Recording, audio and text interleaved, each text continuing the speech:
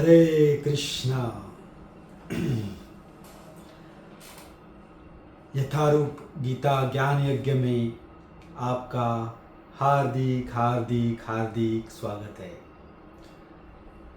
तो ये जो हमारा ज्ञान यज्ञ चल रहा है, उस ज्ञान यज्ञ का आज 7वां दिन है।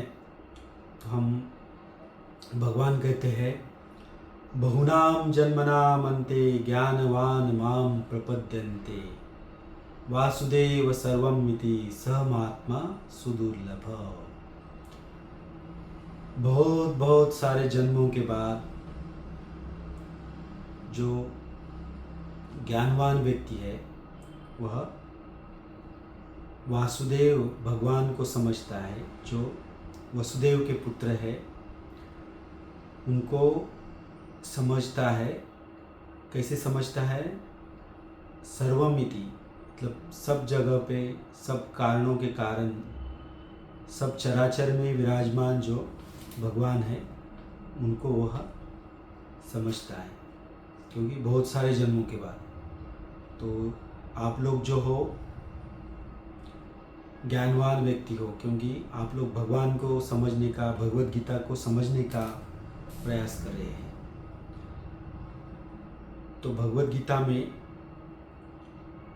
4 प्रकार के योग बताए हुए हैं। योग यानी जुड़ना, युज धातु से योग बना हुआ है। तो जैसे कि 4 योग है, कर्म योग, ज्ञान योग, अष्टांग योग और भक्ति योग। ये मुख्यतः 4 प्रकार के योग है। योग यानी भगवान से जुड़ना। जैसे कि पहला अध्याय का नाम है कि अर्जुन विषाद योग, वो भी योग हो गया, क्योंकि वहाँ से ही भगवान को जुड़ने का प्रयास अर्जुन जी कर रहे हैं। भगवान के जो संदेश है उनको समझ के अपना जो शोक है, उस शोक का निराकरण अर्जुन जी कर रहे हैं। इसके लिए उस अध्याय को अर्जुन विषाद योग, पहला अध्याय, या तो कुरुक्षेत्र की युद्ध भूमि पर जो है वो सैन्य का निरीक्षण, ऐसे भी इस अध्याय का नाम हम समझ सकते हैं। और 15वां अध्याय भी जो है वो पुरुषोत्तम योग, मतलब सर्वोत्तम जो है भगवान, सबसे उत्तम पुरुष जो है उनको पुरुषोत्तम कहा गया है, भगवान श्री कृष्ण जी को। तो पुरुषोत्तम भगवान से जुड़ना, उसको भी पुरुषोत्तम योग कहा गया है। तो हम भगवद गीता के माध्यम से भगवत तत्व का ज्ञान प्राप्त करते हुए हमें भगवान से जुड़ना, यानी भगवान की सेवा में लगना चाहिए। तो कभी कभी ऐसा ये होता है कि हमें भगवत गीता समझ में नहीं आती है, ऐसा बहुत सारे लोग बताते हैं। हम कुछ देर तक भगवत गीता पढ़ते हैं, एक पहला दूसरा अध्याय पढ़ते हैं, उसके बाद में हमें कंटाला आ जाता है, हमें कुछ समझ में नहीं आता है भगवत गीता में। तो इसके लिए एक कहानी आती है। एक बुजुर्ग व्यक्ति रहते हैं, और वो बुजुर्ग व्यक्ति जो है वो कोयले की खदान में काम करते हैं। तो रोज़ कोयले की खदान में वह काम करने के लिए जाते रहते हैं। और एक दिन उनका जो नाती रहता है वो उनसे कहता है कि मुझे भी आपके साथ में आना है दादाजी। तो वह जो बुजुर्ग व्यक्ति है उस बच्चे को लेकर के कोयले की खदान पे जाते हैं। तो अभी बच्चा जो है वह कंटाल जाता है उधर बैठ के, तो उसको कुछ तो खेलना है या तो कुछ काम में लगना है। तो उसके लिए बच्चे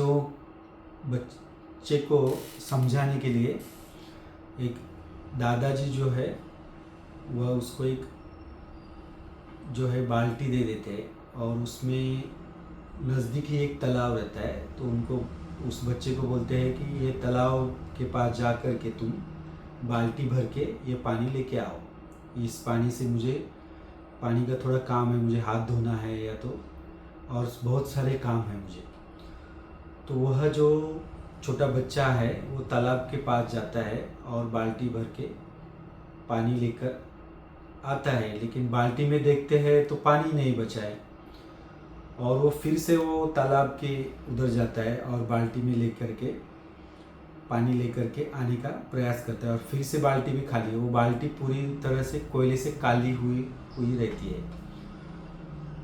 तो वो दूसरे बार भी आता है तो देखता है तो पानी नहीं, बाल्टी तो मैंने तालाब के उधर भरी हुई थी, लेकिन इधर आने के बाद पानी कहाँ जाता है वो पता ही नहीं चलता है। और एक बार फिर वो जाता है और फिर से वो पानी लेके आता है, लेकिन पानी नहीं बचता है उसमें, क्योंकि पानी वो जो छेद रहता है बाल्टी को बहुत सारे छेद हुए होते हैं और वो छेद से पानी निकल जाता है सब। तो बच्चा बहुत दुखी हो जाता है और रोने लगता है वो, क्योंकि मैं इतने बार प्रयास कर रहा हूँ पानी लाने का, लेकिन एक बाल्टी में पानी नहीं बच रहा है।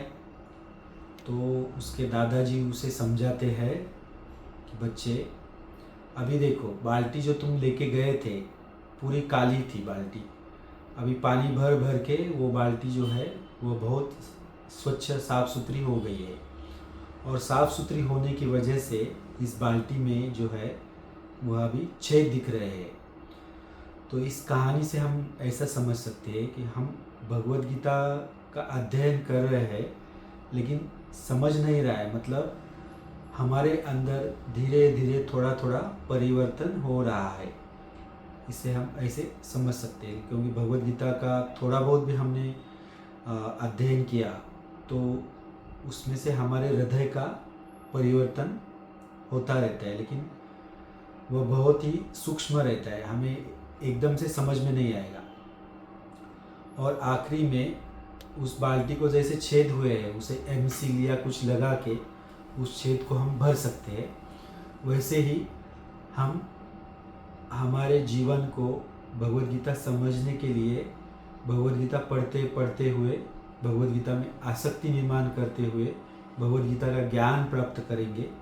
और एक दिन हमें जब हमारे अज्ञान के सारे छिद्र जब भर जाएंगे, मतलब अज्ञान के जो जैसे बाल्टी को छेद थे वैसे हमारे छेद सारे निकल जाएंगे, तभी हम भगवद गीता को अच्छी तरह से समझ सकेंगे।